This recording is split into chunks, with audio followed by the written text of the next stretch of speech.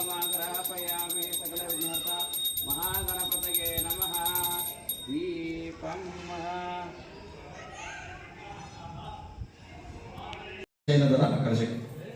ಕಲಶಸ್ತ್ರವಗೆ ವಿಷ್ಣುಕಂಠೆ ರುದ್ರಸ್ತಮಾಶ್ ಅಭಿಷೇಕವನ್ನು ಮಾಡಿ ಕಲಶ ಪೂಜೆಯನ್ನು ಮಾಡಿಕೊಳ್ಳ್ರಿ.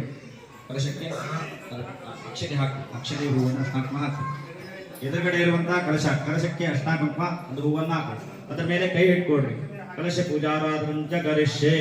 ओम कलशस्य मुखे विष्णुकण्ठे रुद्रस्तमाश्रः मूले रत्नस्य ब्रह्ममध्ये मार्पणास्त्राः उक्षोरसागरा सर्वे सप्तद्वीपा वसुन्धरा ऋग्वेदो यजुर्वेदस्सामवेदो अथर्वणः अङ्गे स्थिता सर्वे कलशं दशमाश्राः अत्र गायत्री सावित्री शान्तिकृतरा आयान्तु पूजा कार्यार्थं दक्षेकारकाः सर्वे सुत्रा सत्ता सीता चन्दाब्दाः गंगे यमुनावरे सरस्वती सर्वरे सिन्धु काव्यदिनेशं सन्निधिं कुरु।